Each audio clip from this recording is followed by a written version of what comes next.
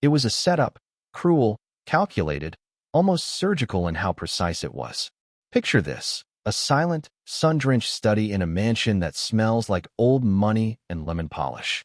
Marble floors so clean they echo, a crystal chandelier overhead casting little rainbows on the walls, and a safe, wide open. Stacks of cash, glinting jewelry. Enough temptation to wreck anyone's moral compass in under a minute. And standing just beyond the doorway, out of sight, was Alexander Ashworth, multimillionaire, control freak, and a man who, frankly, didn't believe in the goodness of anyone anymore. He didn't leave that safe open by accident. He planned it. He wanted to see her break. Camila, 32, quiet, meticulous. The kind of person who folds the corners of napkins even when no one's looking. She was his housemaid, barely 7 months into the job, and to him, she was a puzzle he couldn't solve. She never gossiped, never lingered, never smiled too wide or spoke too much. And that bothered him. Not because she did anything wrong, but because she didn't. She was clean. Too clean. And Alexander? He didn't trust clean. Not after the ex-wife, the fake friends, the business partners who stabbed him right through his Italian suits. So that morning, he disabled the hallway cameras, left the safe wide open, and waited. She was scheduled to dust the study at exactly 8:42 a.m., and she was never late. He stood just beyond the archway, barely breathing, heart thudding like a war drum in his chest. And then, as she came in, Camila didn't notice the safe at first, not until the morning light caught the polished steel and bounced across the floor. She froze. Just stopped mid-step, duster in hand. No one else around.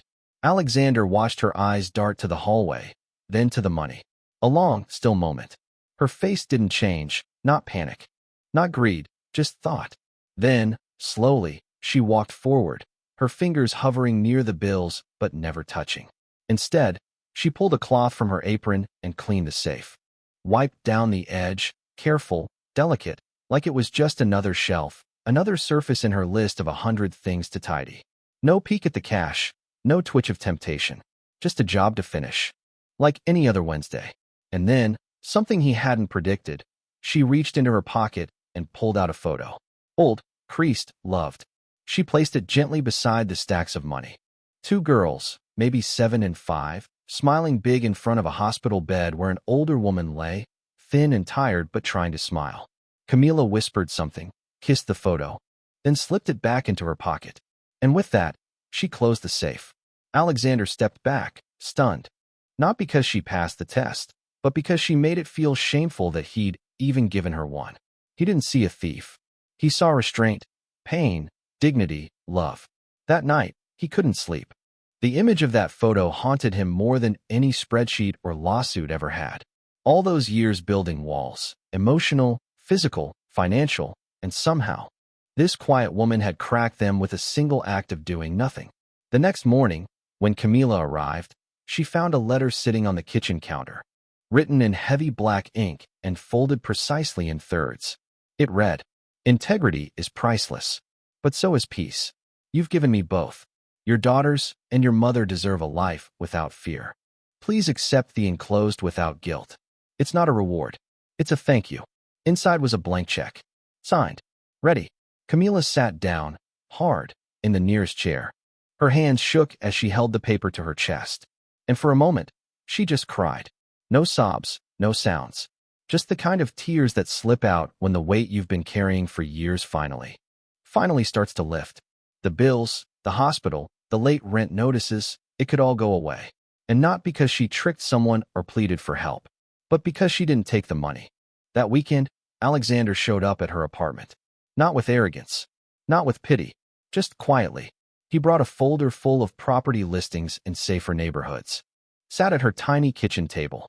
Let her daughters climb into his lap and show him drawings. He didn't talk business. He didn't bring up the safe. He just said, "You're head of domestic operations now. Full benefits. Flexible schedule. No more fear." But what he really offered her, maybe for the first time in his life, was trust. You see, sometimes the most defining choices we make aren't the ones that scream for attention. Sometimes they're silent, unseen, and sometimes they're made in rooms where no one's supposed to be watching, but someone is. And that choice, it can change everything.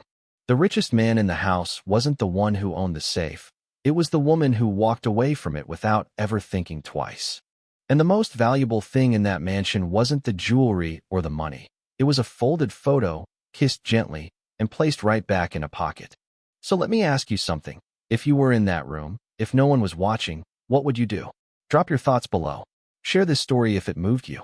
And if you believe in quiet integrity, in unseen goodness, and in the kind of character that can shift the world one choice at a time, subscribe to Kindness Corner. Let's keep telling the stories that matter. You'd think that would be the end of it, right? Like a neat little bow on a beautiful story. The good woman gets her peace, the rich man finds redemption, and life just kind of smooths out. But real life's messier than that. People are messier. And the truth? Sometimes when you crack open a person's heart, even for good reasons, things spill out that you're not ready for. A few weeks after that whole safe situation, everything seemed fine. Camila was thriving in her new role, walking a little taller, smiling a little more. Her girls were enrolled in a better school. Her mother's treatment had started again. For the first time in years, she could breathe. And Alexander? Well, he was changing. Subtly. He spent more time at home, talked to the staff like actual people, even had dinner in the main dining room with other humans at the table. But here's where it gets strange. One night, a Thursday, around 9 p.m., Camila got a call. It was Marta, the part-time evening cleaner. Sweet older woman, didn't speak much English, worked slow but honest. Marta was whispering, panicked, saying someone had broken into the estate. Not a stranger, but someone from the inside, and that she'd seen them leave the master study with something small and wrapped in velvet. Camila dropped the phone and ran. By the time she got there, security had locked everything down. Police were already combing through footage. And Alexander? He was standing in the middle of the study, hands shaking, not in anger, but in something closer to disbelief. The safe hadn't been forced. The lock hadn't been picked. It had been opened by someone who knew the code. And this time, it was empty. Now here's the part no one expected. It wasn't money that was taken. Not jewelry. Not gold. It was a box. A small, velvet-lined box that had belonged to Alexander's mother. Inside was a brooch, antique, sapphire, worth maybe 30 grand to a collector. But to him, it was priceless. His mother used to wear it every Christmas. She died when he was 17. He looked at Camila, then at the guards, and said flatly, "Everyone gets background checked again. Start with the new hires." Camila didn't say anything. But later that night, after everyone had cleared out, she stayed behind. Said she needed to speak with him. She closed the study door, walked over to where the safe stood, now locked again, and said, "There's something you should know." Alexander braced himself. But what came next wasn't what he expected. She told him that Marta, the sweet older woman who called her, hadn't been entirely honest. Marta had a grandson, 19, recently out of juvie, had been hanging around the estate parking area a lot lately. Said he was waiting for his grandma to finish work. No one thought twice. But Camila had seen him snooping near the trash bins. And last week, she saw him sketching something on a napkin. It looked like the floor plan of the house. She hadn't wanted to assume the worst, so she kept quiet. Until now. Alexander listened, silent, then asked one question. "Why didn't you tell me sooner?" Camila looked him straight in the eye and said, "Because I knew what you'd think. That kindness was weakness. That trust makes people soft. And I didn't want to be the person who proved you right." There was a long pause. Then Alexander laughed, bitterly. "So I test you. You pass with flying colors, and now someone else fails the test I never gave them." She didn't respond. That weekend, police picked up Marta's grandson trying to sell the brooch at a pawn shop 2 towns over. Said he thought it was costume jewelry, just something sparkly he could flip quick. Marta was devastated. Camila stayed by her side through the whole thing, helped her find a lawyer, translated at the station. Even offered her some of the bonus money she'd gotten to cover Marta's bills while she sorted things out. That moment, that was the twist in Alexander's story. Because watching Camila protect someone who had, indirectly, hurt her, that broke something open in him again. Not like the first time, not just shock or admiration. This time it was shame. The kind that lingers in your bones. He called Camila into his office that Monday and said, "This house, this whole estate, it used to be about protection. But maybe what I needed all along was connection." She didn't say much, just nodded and got back to work. But from that day on, things changed. Marta kept her job, light duties only. The staff started having weekly check-ins, not for performance, but for support. Alexander set up a small fund to help employees' families in crisis. No strings attached, no paperwork hell.